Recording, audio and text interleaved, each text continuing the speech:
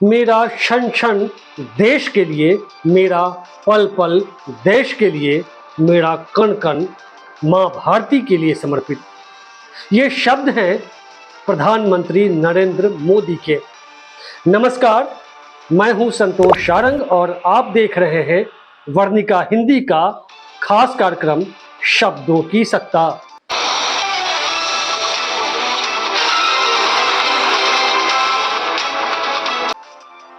सबसे पहले आप सभी देशवासियों को स्वतंत्रता दिवस की ढेर सारी शुभकामनाएं और बधाइयां। साथियों, आज पूरा देश राष्ट्रीय उत्सव मना रहा है। आन बान और शान के साथ हमारा प्यारा तिरंगा नीले आकाश के नीचे लहरा रहा है। सरकारी दफ्तरों, निजी कॉलेज, यूनिवर्सिटीज, स्कूलों में तिरंगे की जो शान है वो हमारे गौरव को और बढ़ा रहा है। लाल किले की प्राचीर से देश के प्रधानमंत्री नरेंद्र मोदी ने राष्ट्र को संबोधित किया है, लंबा भाषण दिया है। आज हम इस बहाने उनके भाषणों पर हम दृष्टिपात करेंगे, थोड़ी पड़ताल करेंगे कि प्रधानमंत्री ने आखिर आज़ादी के 70-77 साल बाद जहां देश खड़ा है, प्रधानमंत्री ने क्या सपने दिखाए, क्या आज़ादी के आंदोलन में जिन महापुरुषों ने, स्वतंत्रता सेनानियों ने अपनी आहुति दी, उनके लिए क्या कुछ बोला है। प्रधानमंत्री मोदी ने अपनी सरकार को संवेदनशील कहा है। उनके ये शब्द सुनकर मुझे उन पर दया आ रही थी।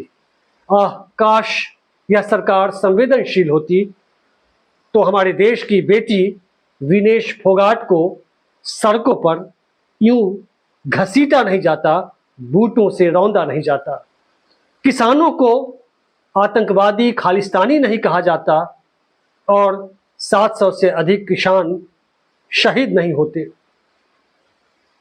प्रधानमंत्री मोदी ने लगभग 1 घंटा 38 मिनट के आसपास उन्होंने भाषण दिया, जिसमें उन्होंने एक बात और कही कि हमारे लिए नेशन फर्स्ट है, यानी राष्ट्र पहले, राजनीति बाद में। लेकिन क्या यह सच्चाई है प्रधानमंत्री मोदी के लिए, बीजेपी सरकार के लिए या एनडीए सरकार के लिए? आज कहें तो क्या नेशन फर्स्ट है?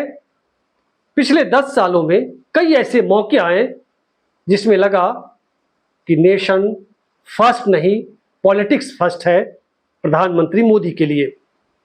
जब एयर स्ट्राइक पाकिस्तान पर भारत ने एयर स्ट्राइक किया, सर्जिकल स्ट्राइक किया, पुलवामा की घटना हुई जिसमें हमारे लगभग 40 जवान सीआरपीएफ के शहीद हुए, उन शहादत, हमारे वीर जवानों की शहादत पर प्रधानमंत्री मोदी ने वोट मांगे थे। तो नेशन फर्स्ट का यह नारा या जो उनकी जो भावना है कि पहले नेशन फर्स्ट है, इसमें सच्चाई कम दिखती है। अब आते हैं हम आगे कि प्रधानमंत्री मोदी ने आखिर क्या कुछ और कहा है। उन्होंने अपने भाषण की शुरुआत में आज़ादी के, स्वतंत्रता संग्राम के दौरान जो हमारे आज़ादी के दीवाने थे उनको याद किया। उन्होंने कहा कि उस समय लगभग 40 करोड़ आबादी थी हमारे देश की, जिनमें किसान, मजदूर, युवा, दलित, आदिवासी सभी ने एक लंबा संघर्ष किया, तब जाकर हमारे देश को ब्रिटिश गुलामी से मुक्ति मिली। ये अच्छी बात है कि उन्होंने 40 करोड़ देशवासियों को इसका क्रेडिट दिया, लेकिन नेतृत्व करने वालों का नाम नहीं लिया। किसी बड़े जो उस दौरान स्वतंत्रता संग्राम में जिन लोगों ने अग्रिम पंक्ति में जो लोग थे उनका नाम नहीं लिया। ये उनकी कंजूसी है या फिर राजनीति का एक हिस्सा, ये आप बताइएगा। मैंने तो नहीं सुना, आपने अगर सुना होगा, किसी का नाम लिया होगा, महात्मा गांधी हो, भगत सिंह हो, सुभाष चंद्र बोस हो, लाला लाजपत राय हो या बाकी सभी, उनका नाम मैंने तो नहीं सुना है। उन्होंने ये बात कही कि 40 करोड़ लोगों ने जब महासत्ता को उखाड़ फेंका, अंग्रेजों को भगा दिया, तो क्या आज 140 करोड़ लोग क्या विकसित भारत 2047 के लक्ष्य को प्राप्त नहीं कर सकते हैं? उनकी आंखों में सपने हैं, संकल्प है, सिद्धि है, सामर्थ्य है। ये शब्दों का जो जादू वे करते हैं वो फिर से इनके भाषणों में दिखा। लेकिन हम 2047 के विकसित भारत की बात हालांकि कई बार दोहराई उन्होंने, शुरू से अंत तक उन्होंने विकसित भारत की बात कही।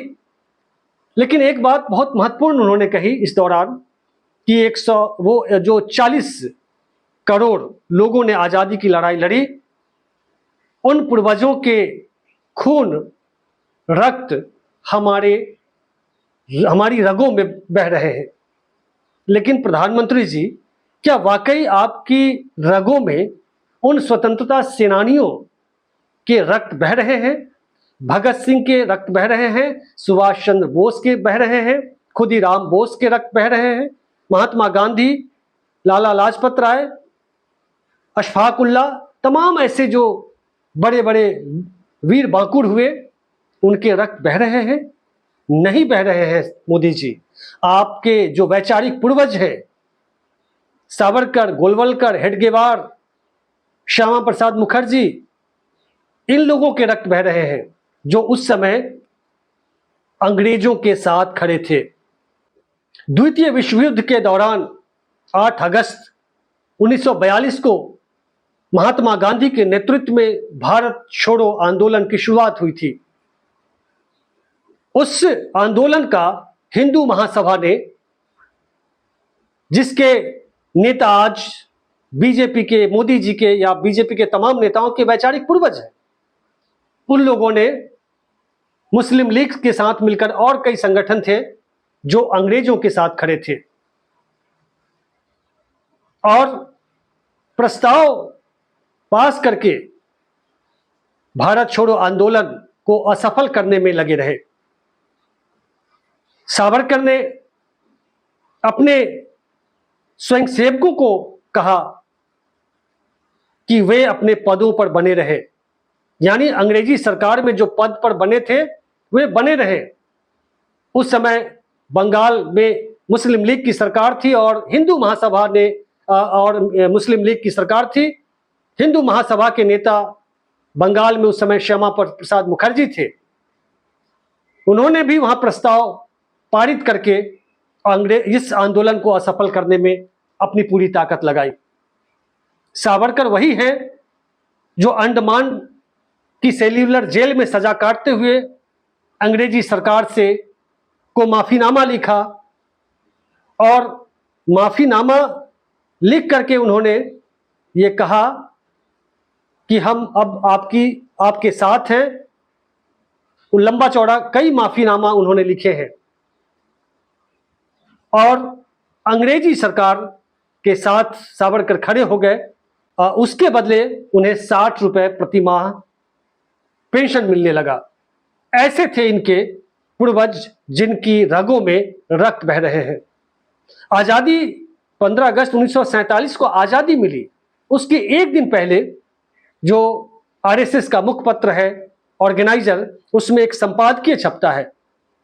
उस संपादकीय में लिखा गया कि जिनको सत्ता मिली है, सौभाग्य से जो सत्ता मिली, उन लोगों ने हमें तिरंगा थमा दिया है।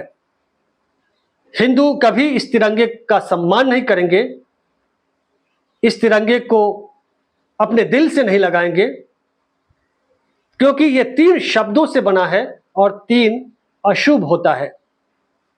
प्रधानमंत्री मोदी जी, आप अपने वैचारिक पूर्वजों से आप पूछिएगा कि जब 3 शब्द से बना तिरंगा अशुभ है, तो 3 शब्द से भारत भी बना है, क्या भारत भी अशुभ है? और आज हर घर तिरंगा का जो अभियान चलाया जा रहा है, वो क्या एक ढकोसला ही तो है? आरएसएस के तत्कालीन सरसंचालक हेडगेवार ने अपने स्वयंसेवकों को यह निर्देश दिया था कि वे तिरंगे को नहीं, भगवा झंडे को दिल से लगाएं, उसकी पूजा करें राष्ट्रध्वज के रूप में। आरएसएस के मुख्यालय नागपुर में लगभग 5 दशक तक तिरंगा नहीं फहराया गया। ये आपकी सरकार, आपकी पार्टी, आपके जो वैचारिक जो पूर्वज हैं, उनकी ये सोच थी राष्ट्र को लेकर, जिसको लेकर आप कहते हैं नेशन फर्स्ट। आप हमेशा शुरू से अंत तक लगभग अंग्रेजों के साथ खड़े रहे और अब देश के नाम पर आप जो घटिया राजनीति करते हैं, आपकी पार्टी करती है, उसका मूल्यांकन होना अभी बाकी है। प्रधानमंत्री मोदी ने अपने भाषण के दौरान एक और अजीब सी बात उन्होंने बोली। उन्होंने कहा कि एक समय 10 साल पहले यानी 14 के पहले एक इस तरह की मानसिकता बन गई थी जिसमें लोग कहते थे कि अरे छोड़ो, मौज करो, कुछ होने वाला नहीं है, अब अगली पीढ़ी समझेगी। यह कहकर सीधे सीधे आप 70 साल, लगभग 60, 65, 70 साल के दौरान जो भी सरकारें थी जिसने अपने देश, प्यारे देश को समृद्ध करने में लगाया, जिसमें आप भावुकता में या आत्ममुग्धता में अपनी ही पार्टी की जो सरकार, अटल बिहारी वाजपेयी की सरकार थी, उसे भी क्रेडिट नहीं आप देना चाहते हैं। आप कहते हैं कि 1 दशक के पहले जो शब्द उन्होंने कहा है, मैं हूबहू पढ़ के सुना दूं। उन्होंने कहा कि एक मानसिकता बन गई थी कि होता है, चलता है, अरे यार हमको मौका मिला है, मौज कर लो, अगली पीढ़ी जाने जो है उसी से गुजारा कर लेंगे, छोड़ो अब कुछ नहीं होने वाला है। इस तरह की मानसिकता को तोड़ना होगा, ये प्रधानमंत्री मोदी कहते हैं। अभी कुछ दिन पहले भाषण में उन्होंने कहा था कि देश में 14 के पहले निराशा, अंधेरा छाया हुआ था, बिल्कुल निराश थे लोग, जैसे 10 साल में ही पूरे देश में प्रगति हुई, विकास हुआ, सब कुछ हुआ है। लेकिन मोदी जी, जिन चीजों को आप बेच रहे हैं, चाहे एयरपोर्ट हो, रेलवे हो, अडानी को दे रहे हैं, उन सब का निर्माण उसी सरकार यानी 14 के पहले ही हुआ। सड़कें बनी, पूरे देश में सड़कों का जाल बिछा, जिसमें राष्ट्रीय राजमार्ग बनाए गए, एयरपोर्ट बने तमाम जगह। ठीक है कि आप एयरपोर्ट की संख्या आपने बढ़ाई है, आपने सड़कों को और आगे किया है। आपसे पहले अटल बिहारी वाजपेयी ने भी चतुर्भुज जो सड़क परियोजना थी उसको लेकर के काम किया था। ठीक है कि आप आए, कुछ उसको और बढ़ाया, आपने इन्वेस्ट किया, लेकिन पूर्ववर्ती सरकारों को आप एक तरह से खारिज करते हैं। शिक्षा, स्वास्थ्य, इंफ्रास्ट्रक्चर में जो पूर्ववर्ती सरकारें हैं, उसके प्रधानमंत्री ने जो काम किया है, उसको आप एक सिरे से खारिज करते हैं। जिस इसरो से आप चंद्रयान लॉन्च करते हैं, वहां जाकर वैज्ञानिकों से मिलते हैं, उसकी स्थापना पूर्ववर्ती सरकारों में ही हुआ है। एम्स, तमाम जगह जो दिल्ली से लेकर पूरे भारत में अलग अलग राज्यों में जो एम्स की स्थापना हुई, वो पूर्ववर्ती सरकारों में ही हुए हैं। तमाम तरह के डैम, जो आपने अभी भाषण में कहा कि घर घर बिजली पहुंचाई, तो विद्युत तापघर, विद्युत संयंत्र आखिर किसने स्थापित किया था? क्या पहले बिजली, 14 के पहले गांव में बिजली नहीं आई थी? आई थी। ये अलग बात है कि आपने उसको और भी विस्तारित किया, उसको और भी आगे ले गए। तो स्वाभाविक है आपके बाद भी जो सरकार आएगी, जहां तक आप ले गए, इसके पहले की सरकारें ले गई, उससे आगे और भी प्रगति होगी। नवोदय विद्यालय, केंद्रीय विश्वविद्यालय, केंद्रीय विद्यालय, बैंकों का राष्ट्रीयकरण, सरकारी कर्मचारियों को पेंशन, अनगिनत काम है जो पहले की सरकारों ने किए हैं। आप इसे एक सिरे में आज की जो पीढ़ी है, नौजवान पीढ़ी, उसके दिमाग में देना चाहते कि सब कुछ 14 के बाद ही हुआ है। जैसे कंगना ने कहा था कि आजादी 14 के बाद मिली है।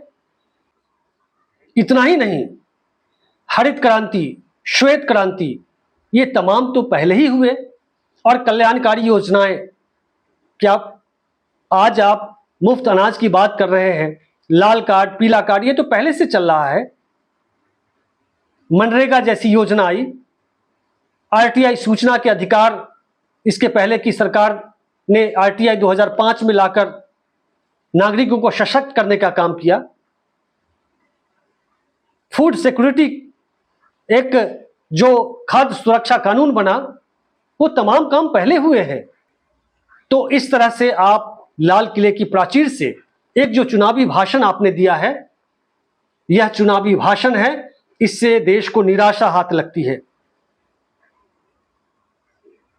प्रधानमंत्री मोदी भाषण के दौरान कई बार लड़खड़ाए भी, उन्होंने जंग को लंग बोला और भी कई जगह वे लड़खड़ाते हुए दिखे। और अगर बात करें, बहुत सारी बातें उन्होंने की, अपनी तमाम उपलब्धियां गिनाई, लेकिन आज़ादी के दौरान या आज़ादी के बाद 70 साल में, 60 साल में जो कुछ हुआ उस पर कुछ नहीं बोला। उन्होंने कहा कि G20 देशों की जो प्रगति हुई है उससे तेजी से भारत ने प्रगति की है। G20 देश अमीर देश है, जो Japan, Germany, France, America, UK, ये तमाम देश है, कनाडा, यूरोपियन संघ के देश है। क्या उससे अधिक तेजी से भारत विकास कर रहा है? आपने कहा कि ये हमारी तीसरी सरकार है और तीसरी सरकार में हम तिगुनी शक्ति से, तिगुनी ताकत से, ऊर्जा से हम काम करेंगे। अब तो इतनी ऊर्जा से आपने काम किया कि देश के लोग बिल्कुल क्या मिल रहा है वो दिख रहा है, तबाह है लोग। और तीसरी अर्थव्यवस्था की बात आपने की, गरीबों की बात की, आदिवासियों की बात की, नौजवानों की, महिलाओं की बात की। आपने कहा कि नौजवान छलांग लगाने को व्याकुल है, युवाओं की आंखों में सपने हैं, संकल्प हैं, सिद्धि, सामर्थ्य है, और उनके भरोसे आप 2047 तक विकसित भारत बनाएंगे। आपने ये भी कहा है कि आज अनगिनत अवसर पैदा हो गए हैं, नौजवानों के दरवाजे तक वो दस्तक दे रहे हैं, लेकिन ये सच्चाई है कि बेरोजगारी दर जो है अभी, या पिछले 45 साल के स्तर को देखें तो क्या स्थिति है। गांव में जाकर देखिए ना, झुग्गी झोपड़ी के भाग खुल जाएंगे, राम आएंगे। लेकिन आज क्या स्थिति है? अभी 1-2 दिन पहले की घटना है, कई लोगों ने कर्ज के कारण, दबे होने के कारण सुसाइड कर लिया, परिवार सहित। किसान सुसाइड कर रहे हैं। इसे आप, इस सच्चाई को आप झुठला नहीं सकते हैं। नौजवान आज निराशा के गर्त में है। अग्निवीर को लेकर, अग्निवीर योजना लाकर आपने उन नौजवानों के सपनों को तोड़ा है, जिसने देश की रक्षा का सपना लिया था कि हम फौज में जाकर देश की सरहद की सुरक्षा करेंगे। रेलवे में सीटें खाली हैं, तमाम जो सरकारी संस्थान है उसमें लाखों सीटें अभी खाली हैं, और आप कह रहे हैं कि हमने, बैंकों ने लोन दिया है, मुद्रा लोन देकर। तमाम लोन तो लोन है सर, लोन, बहुत सारे लोन लेकर के खा गए, उनकी गरीबी इतनी है। मॉल कल्चर ने, नेटवर्क, ऑनलाइन मार्केटिंग ने छोटे छोटे व्यापारियों को खत्म कर दिया है। इस आपकी सरकार में 14 साल में बड़े जो कुछ इक्के दुक्के जो बड़े घराने हैं, इंडस्ट्रियलिस्ट हैं, वे फले फूले हैं, उनकी आमदनी कई गुना बढ़ी है, आर्थिक असमानता बढ़ी है और गरीबों की संख्या बढ़ी है। सच्चाई ये है कि अनगिनत अवसर नहीं आए हैं। नीट परीक्षा में जो पेपर लीक हुए हैं सामने है, यूपी में कैसे शिक्षक बहाली में आरक्षण को मारा जा रहा है, ये सामने है। इसलिए आपका पूरा का पूरा भाषण ही ये चुनावी भाषण है, और आपने कई जगह झूठ बोला है। उसको भी, नई शिक्षा नीति की बात आपने की, नई शिक्षा नीति ने तो यही दिया है ना कि अब मध्य प्रदेश की सरकार को ये नोटिफिकेशन निकालना पड़ रहा है कि अब आरएसएस के जो स्वयंसेवक हैं, उनकी लिखी हुई किताबों को, 16 या 18 किताबों को जबरदस्ती पढ़ाने की बात कर रहे हैं। महिलाओं पर आपने बात की, महिलाओं पर बात करते हुए आपने इशारा किया बंगाल में जो घटना हुई है, बंगाल में जो ट्रेनी डॉक्टर के साथ जो विभत्स तरीके से जो रेप की घटना हुई, उनकी हत्या हुई उस बेटी की, उस घटना से पूरा देश स्तब्ध है। हम भी पुरजोर तरीके से वहां की सरकार ममता बनर्जी से मांग करते हैं कि कोई भी जो अपराधी है वो बचने ना पाए।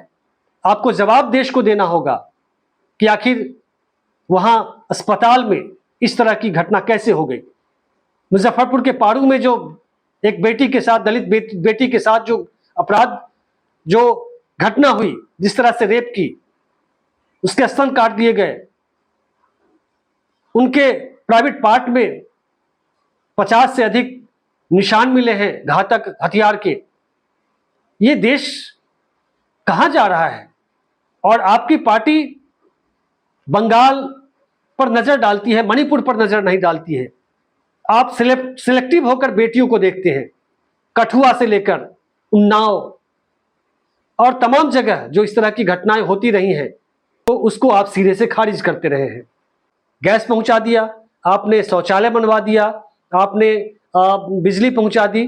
क्या यही विकास है? और इसी से 2047 में विकसित राष्ट्र बनेगा? विकसित राष्ट्र तो एक जुमला है।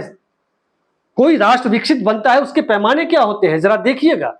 क्या 80 करोड़ गरीबों को मुफ्त अनाज देने से कोई देश विकसित बनता है? विकसित बनने के कुछ मानक हैं। मानव विकास जो सूचकांक है उसमें आपको अव्वल आना होगा। जो मीडिया की स्वतंत्रता है, जो अभिव्यक्ति की आजादी है, उसमें आप कहां हैं? आपके जो तमाम विश्वविद्यालय, कॉलेजेज हैं, जिनको आपकी पार्टी के नेता कैसे जेएनयू से लेकर और बाकी यूनिवर्सिटीज को टारगेट करता रहा है, इससे विकसित राष्ट्र नहीं बनेगा। यह सिर्फ ख्याली पुलाव है। और संवेदनशील, जब आप कहते हैं कि हमारी सरकार संवेदनशील है, तो तरस आती है कि अगर संवेदना आपकी सरकार के पास होती तो किसानों को साल 1.5 साल तक सड़कों पर उस कड़कती हुई धूप में, उस कपाती हुई ठंड में, झमझमाती हुई बारिश में सड़कों पर रहना नहीं पड़ता। आपका दिल पसीज था और आप उसे फर्जी किसान ना कह करके उनकी मांगों को मानते। विनेश फोगाट, साक्षी मलिक की आवाज आपकी कानों में जाती, मणिपुर की उन बेटियों की आवाज आपकी कानों में जाती अगर आप संवेदनशील होते। माफ करिएगा, आपका यह पूरा भाषण चुनावी भाषण था और देश आपसे उम्मीद कर रहा था कि आप भले आधे घंटे बोलते, राष्ट्र को संबोधित करते और आज कम से कम राजनीति से बचते और उन अपने हृदय को उदार और व्यापक करके आप उन पूर्ववर्ती सरकारों को भी क्रेडिट देते, देश को समृद्ध करने में, देश की प्रगति में योगदान देने में, आगे ले जाने में। इस एपिसोड में बस इतना ही। मिलते हैं अगले अंक में, लेकिन जाने से पहले आपसे गुजारिश है कि आप अपनी प्रतिक्रिया जरूर दीजिएगा और इस चैनल को सब्सक्राइब कीजिए, लाइक, कमेंट और शेयर भी करिएगा। और एक और अपील कि अगर आप हमें आर्थिक मदद करना चाहते हैं तो ज्वाइन बटन दबाकर जो ऑप्शन आएगा उसमें जो आपको पसंद आएगा उसे आप दबाकर आप हमारी आर्थिक मदद भी कर सकते हैं। तो दीजिए इजाजत, मिलते हैं अगले अंक में। तब तक के लिए नमस्कार, शुक्रिया, जय हिंद।